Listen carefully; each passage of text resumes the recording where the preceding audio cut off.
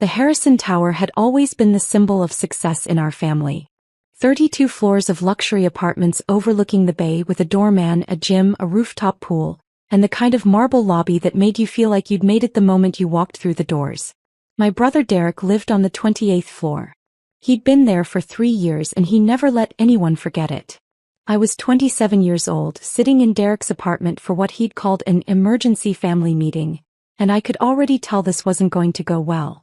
"Thanks for coming on short notice," Derek said, pouring himself a scotch from the crystal decanter on his bar cart. He didn't offer anyone else a drink. "I wanted to discuss Mom's living situation." Our mother sat on Derek's leather sectional, looking uncomfortable. She was 63, recently widowed and living in the house where Derek and I had grown up. A modest 3-bedroom in the suburbs that was now too big for her alone. "I've been thinking," Derek continued, "that it's time for Mom to downsize. The house is too much for her to maintain and frankly, it's not in the best neighborhood anymore." "The neighborhood is fine," I said quietly. Derek ignored me. "I've found a lovely assisted living community about 20 minutes from here. Very affordable, lots of activities, other widows her age." "I'm not an invalid," Mom interrupted. "I don't need assisted living." "Not yet," Derek agreed smoothly. "But it's better to plan ahead. The facility has different levels of care available as you age. It's practical. It's also expensive," I pointed out. "Those places run $4,000 to $6,000 a month." "Which is why we need to sell the house," Derek said. "The equity will cover several years of care and by then we can reassess." I noticed he said we but meant I. Derek had always been good at making unilateral decisions sound collaborative. "I don't want to sell the house," Mom said firmly. "Your father and I bought that house 35 years ago. You and Naomi grew up there. It's full of memories. It's full of outdated appliances and a roof that needs replacing," Derek countered. "Be realistic, Mom. You can't maintain it on your own."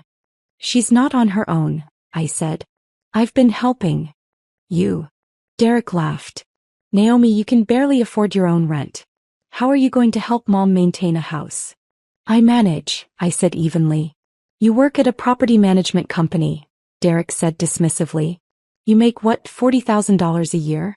Maybe $50,000 if they're generous? You're not in a position to help anyone."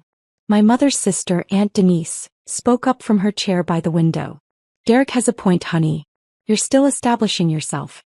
It's wonderful that you want to help, but maybe Derek's idea makes more sense financially." "Exactly," Derek said. "This isn't about what anyone wants emotionally. It's about what makes financial sense. Mom needs to sell the house, move somewhere more manageable and let me handle the financial planning." "Let you handle it," I repeated. "I'm a senior account manager at Fidelity," Derek said, his chest puffing slightly. "I manage $200 million in client assets. I think I'm qualified to make financial decisions for this family." He'd been saying variations of this for years. Derek was 32, had an MBA from a decent school, and worked at a respected investment firm. He made good money, around $180,000 a year with bonuses, and he lived in the Harrison Tower, which everyone in our family knew cost at least $4,500 a month for his 2-bedroom apartment. I worked at a property management company, which was technically true. What my family didn't know was that I owned the property management company and 37 other buildings, including the Harrison Tower. But I'd never corrected their assumptions, and now seemed like an interesting time to continue that pattern. "Mom should make her own decisions," I said calmly. "Mom is emotional about this," Derek shot back. "She needs someone thinking clearly. Someone with actual financial expertise." "And you think that's you?" "I know it is. Naomi, look, I'm not trying to be harsh, but let's be honest about our respective situations. I live in the Harrison Tower. I drive a BMW. I manage millions in assets. He gestured vaguely at me. "You can't even afford rent here." The words hung in the air. Mom looked uncomfortable. "Derek, that's unkind." "It's honest," Derek interrupted. "Naomi works in property management. She probably makes entry-level wages. There's nothing wrong with that, but it means she's not in a position to offer financial advice to anyone." Aunt Denise nodded reluctantly. "He's not wrong, Naomi. You're still young, still building your career. Maybe let Derek take the lead on this. Maybe try Section 8 housing, Mom added quietly, trying to be helpful. I've heard they have programs for young professionals now. Nothing to be ashamed of. I just smiled quietly. Section 8 housing. My mother was suggesting I apply for government housing assistance while I sat in an apartment building I owned, listening to my brother lecture me about financial planning. The irony was almost beautiful. Derek was warming to his theme now. In fact, Naomi, maybe this is a good opportunity to discuss your own financial situation. Have you thought about your retirement planning? Your emergency fund? Do you even have a 401k? I'm financially stable, I said mildly. Stable isn't the same as secure, Derek lectured. At your age, you should be saving at least 15% of your income. Are you doing that? I'm doing fine. That's not an answer. Look, I'm happy to help you set up a basic investment account. Nothing fancy, maybe some index funds, a Roth IRA. I can walk you through the basics. That's generous, I said. It's family, Derek replied magnanimously. I'd be a pretty terrible brother if I didn't help you get on track financially. There was a knock at the apartment door. Derek frowned. I wasn't expecting anyone. He walked to the door and opened it to reveal Michael Torres, the building's property manager. Michael was 52, had been managing the Harrison Tower for me since I bought it 18 months ago, and he was holding a tablet and looking apologetic. Mr. Williams, Michael said formally. I apologize for the interruption. I need to speak with Ms. Williams for a moment. Pie mother? Derek asked, confused. Ms. Naomi Williams, Michael clarified, looking past Derek to where I sat. Every eye in the room turned to me. I stood and walked to the door. What's up, Michael? I'm sorry to interrupt your family gathering, but we have a situation with Unit 2804. The tenant is 3 months behind on rent, and the final notice period expired yesterday. He glanced at Derek, then back to me. Ms. Williams, should I start the eviction process? The silence in Derek's apartment was absolute. Unit 2804, I said slowly. That's Mr. Williams's unit, correct? Yes, ma'am. Derek Williams. 3 months overdue. That's $13,500 in back rent plus late fees. Derek had gone pale. There must be some mistake. I'm current on my rent. I paid last month. You paid 2 months ago, Michael corrected, consulting his tablet. August rent was paid on August 3rd. September and October went unpaid, and November's payment was due 5 days ago. That's impossible. I have auto-pay set up. Your bank rejected the September payment due to insufficient funds. Michael said professionally. We sent a notice to your email and to your physical mailbox. When September remained unpaid through the end of the month, we sent a formal demand letter for both September and October. That was ignored as well. Derek was frantically pulling out his phone. This is a mistake. I'll call my bank. Mr. Williams, Michael said patiently, I've been managing properties for 25 years. I know the difference between a banking error and unpaid rent. You're 3 months behind. That's grounds for eviction proceedings. You can't evict me, Derek said, his voice rising. I'm a good tenant. I've been here for 3 years. Which makes the sudden non-payment more concerning, Michael replied. Ms. Williams, what would you like me to do? Mom was staring at me. Why is he asking you? I looked at Michael, then at my family, then back to Michael. Give me a moment with my family, please. Of course, ma'am. I'll be in the lobby when you're ready to discuss this further. He nodded politely and left. Derek closed the door slowly. When he turned back to us, his face was red. What the hell was that? Why was he asking you about my eviction? Because I'm the owner, I said simply. The owner of what?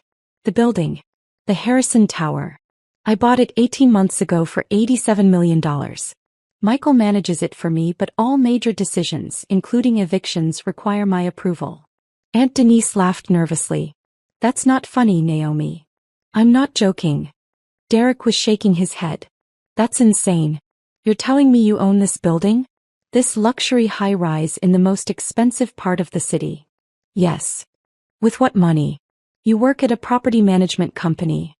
I own a property management company, I corrected. Williams Property Group. We manage 42 buildings across 3 states. Current portfolio value is approximately $340 million. The number landed like a physical blow. Mom had gone white. $340 million? Give or take depending on market conditions. The Harrison Tower is one of our flagship properties. We bought it as part of a larger acquisition deal. 6 buildings total, all luxury residential. Derek sat down heavily on his sectional. You're lying. This is some kind of joke. I can show you the deed if you'd like, I offered. It's public record. Williams Property Group LLC purchased the Harrison Tower from Coastal Residential Partners in March of last year. I'm the sole owner of Williams Property Group. How? Mom whispered. How is this possible? I started the company 5 years ago with a small commercial property I bought using money I'd saved. I renovated it, leased it out, used the profits to buy another property. Then another. I built it slowly, carefully, reinvesting everything. 5 years, Aunt Denise said faintly. You've been doing this for 5 years? Yes. I started when I was 22 with a $400,000 commercial space in a developing neighborhood. I saw the potential before other investors did. By the time I was 24, I owned 3 properties. By 25, I had 8. The growth accelerated from there. Derek was staring at his phone, frantically searching. Williams Property Group, he read aloud. Private real estate investment and management firm. Specializes in luxury residential and mixed-use properties. Portfolio includes. He looked up, his expression shocked. The Harbor View Apartments. The Metropolitan Complex. The fucking Harrison Tower. You own all of these. Among others, I confirmed. But you never said anything. You let us think. I let you assume, I corrected. There's a difference. I work in property management. That's true. I just happen to own the company doing the managing. Mom was crying quietly. Why didn't you tell us? When would I have told you? I asked gently. At Sunday dinners when Derek talked about his job managing other people's money? At holidays when everyone congratulated him on his BMW lease? Every time I tried to talk about my work, someone changed the subject or made a joke about me being an assistant or a secretary. We didn't know, Aunt Denise protested. Because you didn't ask, I replied. You all decided what my life looked like and nothing I said was going to change those assumptions. Derek stood abruptly. The rent. He said I'm 3 months behind. That's not, I have the money. Do you? I asked quietly. He fell silent. Derek, I said carefully, I've seen the financials for this unit. You pay $4,500 a month for a 2-bedroom apartment. Your salary is approximately $180,000 before taxes, which means you're taking home maybe $110,000 after taxes and 401k contributions. Your car payment is $850 a month. Your student loans are $1,200 a month. Your rent is $4,500. That's $6,550 in fixed monthly expenses alone. How do you know all that? He demanded. Because I pay attention. You've mentioned your car payment. You've complained about student loans. And I own your building, so I know exactly what you pay in rent. Mom was doing math in her head. That's more than half his take-home pay just on those 3 things. Exactly, I said. Add in food, utilities, insurance, entertainment. Derek's been living paycheck to paycheck for years. One unexpected expense, one bad month, and suddenly he can't make rent. Derek's face was red. I had some unexpected costs. My car needed repairs. $4,000 in repairs, I said. I know because you mentioned it at dinner last month. You had to use your emergency fund. So, that's what emergency funds are for. They are. But you didn't rebuild it. Then your friend got married and you were in the wedding party. That was another $2,000 between the tux rental, the bachelor party, the gift, the travel. Then you took that vacation to Miami. I deserved a vacation. I'm not saying you didn't. I'm saying you've been spending more than you make for months and now it's caught up with you. The September rent hit your account when you didn't have enough to cover it. October was the same. And now November is due and you're $13,500 in the hole. The apartment was completely silent. How do you know all this? Mom asked quietly. Some of it he told us at family dinners. The rest I could deduce from the rental records and the notices Michael sent. Derek ignored 3 separate communications about the past due rent. Derek was staring at his phone, his face pale. I thought I had autopay set up. I thought it was handled. I've been so busy at work. Too busy to check your bank account? I asked. Too busy to read the notices in your mailbox? I get a lot of mail. I thought they were just newsletters or... He stopped, realizing how weak that sounded. Aunt Denise was shaking her head. Derek, honey, how could you let it get this bad? I didn't let it get anywhere, Derek snapped. I've just had some cash flow issues. It happens. I'll pay it all back. With what money? I asked. Your next paycheck? That won't even cover 1 month of rent, let alone 3 months plus late fees. I'll figure it out. Will you? Because from where I'm sitting, you're about to be evicted from your luxury apartment while trying to convince Mom to sell her house so you can manage her finances. The implications settled over the room like ash. Mom looked at Derek with new eyes. You wanted me to sell the house, while you were behind on your own rent. That's different. How is it different? Mom demanded. You stood here and told Naomi she couldn't afford to live in this building while you're 3 months behind on rent. You lectured her about financial planning while you're facing eviction. I'm not facing eviction, Derek said desperately. Naomi wouldn't evict her own brother. Right, Naomi? You wouldn't actually evict me. I looked at him for a long moment. Why not? Because I'm your brother. Because we're family. We are family, I agreed. But this is business. You've violated the terms of your lease. You've ignored multiple notices. You've failed to pay $13,500 in rent. Those are grounds for eviction regardless of who you're related to. You can't be serious. I'm very serious. I have 42 buildings to manage, Derek. Hundreds of tenants. If I make exceptions for family, word gets out. Standards slip. The business suffers. So what, you're going to evict me? Put me out on the street. I'm going to enforce the terms of your lease, I said calmly. What happens next depends on you. Derek's hands were shaking. I don't have $13,500. I don't know where I'd get it. You could sell your car, I suggested. That BMW is worth at least $35,000. That would cover your back rent and give you a cushion while you figure out a more sustainable living situation. Sell my car? Are you insane? I need that for work.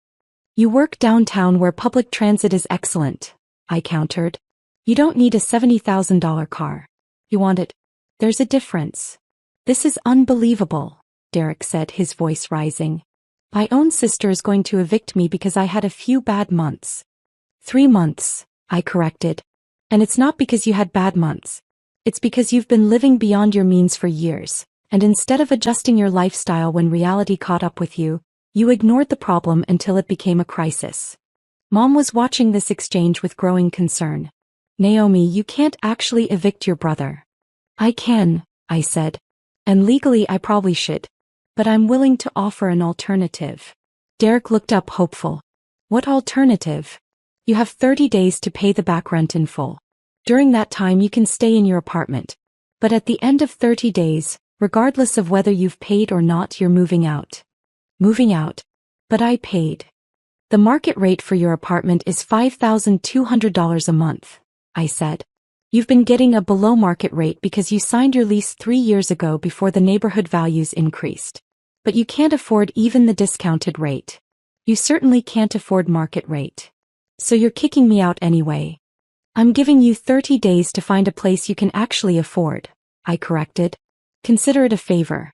Most landlords would start eviction proceedings immediately and have you out in 14 days with an eviction on your record that would make it nearly impossible to rent anywhere decent. Aunt Denise spoke up hesitantly. Naomi, maybe you could reduce his rent? Since you own the building. I could, I agreed. But I won't. Derek needs to learn to live within his means. Subsidizing his lifestyle doesn't help him. It just delays the inevitable. You're being cruel, Derek said. I'm being honest, I replied. Something you haven't been with yourself for years. You make good money, Derek. $180,000 a year is more than most people will ever make. But you spend like you make $300,000. The math doesn't work and eventually reality catches up. Mom had been quiet, processing all of this. Now she spoke, her voice steady. Derek, is this why you wanted me to sell the house? Were you planning to use the money from the sale? Derek's silence was answer enough. Oh, Derek, Mom whispered. I wasn't going to steal it, Derek protested. I thought maybe I could borrow some, just to get caught up. I would have paid it back. With what money? I asked again. You don't have the income to pay it back. You just get deeper in debt. I could get a raise. Could you? Or are you just hoping? Derek, you're a senior account manager. Unless you're promoted to VP, which typically takes another 3 to 5 years, your salary isn't increasing significantly. And even if it did, you'd just spend more. Derek slumped on his sectional, his head in his hands. I don't know what to do. Start by being honest, I said gently. Sell the car. Move to an apartment that costs $2,000 a month instead of $4,500. Cut up your credit cards. Build an actual emergency fund. Live like you make $180,000 instead of pretending you make twice that. And give up everything I've worked for? You haven't worked for any of it, you've borrowed for it, I said. The car is leased. The apartment is rented. The lifestyle is financed. None of it is actually yours, Derek. It's all just expensive borrowed time. The truth of that statement settled over him visibly. Mom stood and walked to the window looking out at the city lights. Naomi, this building you own, what's it worth? The Harrison Tower. Current market value is approximately $105 million. We paid $87 million 18 months ago and put another $6 million into renovations and upgrades. It's appreciated nicely. $105 million, Mom repeated softly. And Derek lives here. In your building. Paying rent to you. Technically paying rent to Williams Property Group, but yes. I've known he was behind on rent for 6 weeks. Michael wanted to start eviction proceedings immediately, but I asked him to wait. I wanted to see if Derek would reach out to me, maybe ask for help or advice. But I didn't, Derek said hollowly. No.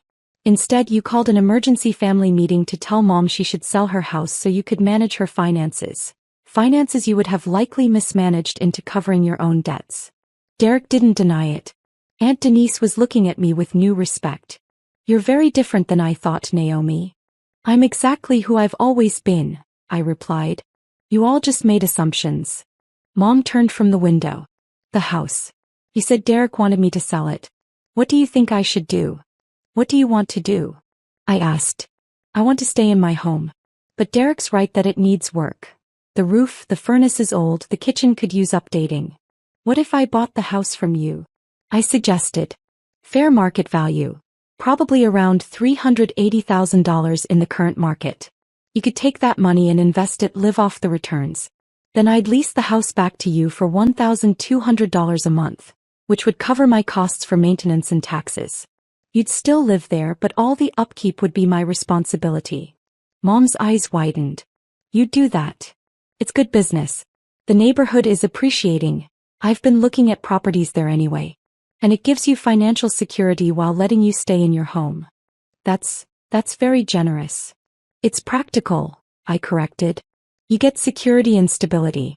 I get a good investment property. Everyone benefits. What about me? Derek asked quietly. What happens to me? I looked at my brother. At his expensive apartment he couldn't afford, his luxury car he didn't need, his carefully constructed image of success that was built on sand and credit. You have a choice, I said. You can be angry at me for being honest. You can blame me for your situation. You can go tell everyone that your sister is heartless for evicting you. Or what? Or you can use this as a wake-up call. Sell the car. Move somewhere affordable. Build actual wealth instead of the appearance of wealth. In 5 years you could own a home. You could have real savings. You could be genuinely successful instead of just looking successful. And in the meantime? In the meantime you have 30 days to pay your back rent and find a new place. I'll give you a positive reference letter despite the late payments. I'll even help you find an apartment in one of my other buildings if you want. Something you can actually afford. Derek was quiet for a long moment. Then, what would it cost? An apartment I could afford in one of your buildings. I have a 1-bedroom in the Riverside complex for $1,800 a month. It's nice, not as nice as this but nice. Good neighborhood, good transit access, and the rent is less than half what you're paying now. $1,800 a month, Derek repeated. That's affordable, I finished. On your actual salary with room for savings and emergencies and building real financial security. He nodded slowly. Can I see it? I'll have Michael set up a showing tomorrow. Mom was smiling through tears. You're taking care of both of us. I'm being practical, I said. But I smiled back. Aunt Denise stood, gathering her purse. I think I should go. This is a lot to process. Naomi, I'm sorry for underestimating you. You're not the first, I said. Probably won't be the last. After Aunt Denise left, the three of us sat in Derek's apartment. My apartment, technically, in complicated silence. I feel like an idiot, Derek said finally. You're not an idiot, I replied. You're someone who made some bad financial decisions. It happens. The question is whether you learn from them. I can't believe you own this building. I've been living in your building for 18 months and had no idea. I bought it while you were living here.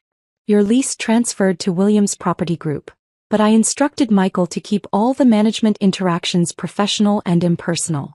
I didn't want family dynamics interfering with business operations. Until today.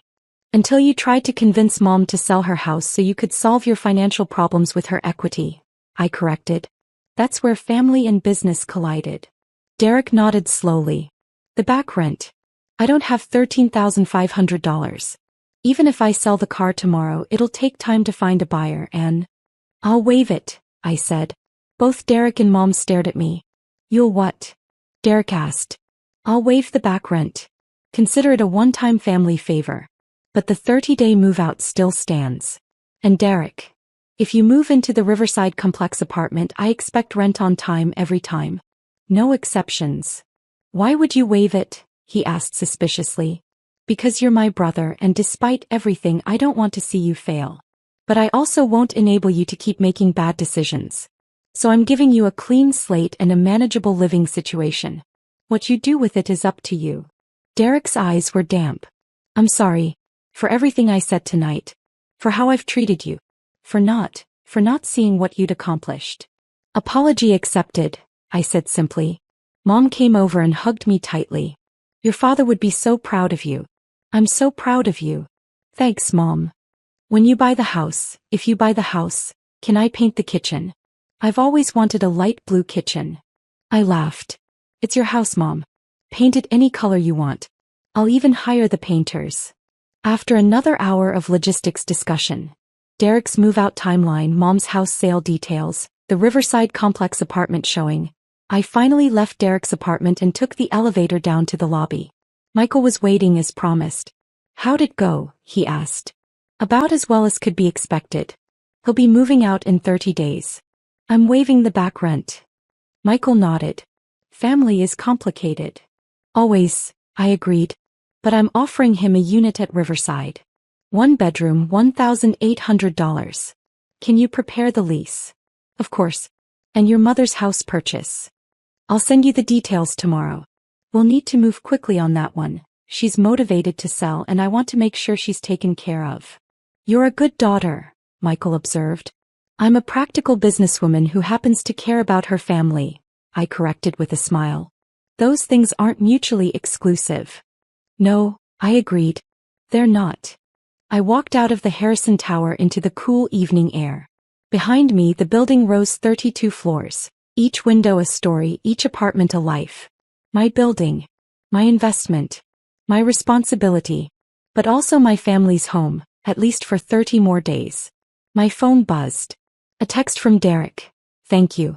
I'll do better. Then Mom. I love you, sweetheart. Thank you for everything. I smiled and slipped my phone into my pocket. $340 million in property. 42 buildings. Hundreds of tenants. And one very humbling family meeting. But that's the thing about success. It's not about what you own or how much you're worth. It's about what you do with it. How you treat people.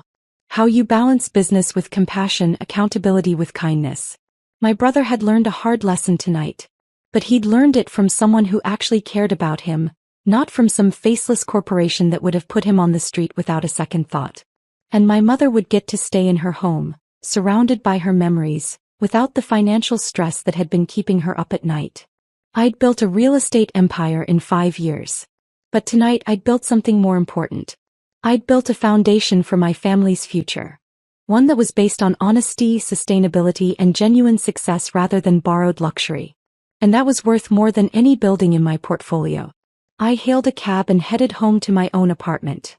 A modest 2-bedroom in one of my mid-range buildings, because I didn't need luxury to feel successful. I just needed to know I'd built something real. Something that would last. Something that could help the people I loved, even when they didn't realize they needed help. The cab pulled away from the Harrison Tower and I watched it recede in the rearview mirror. All 32 floors of glass and steel, glowing against the night sky. My building. My brother's wake-up call. My family's future. And tomorrow it would just be Tuesday. Another day of managing properties, reviewing financials, making decisions that affected hundreds of lives. But tonight had been personal. And sometimes that made all the difference.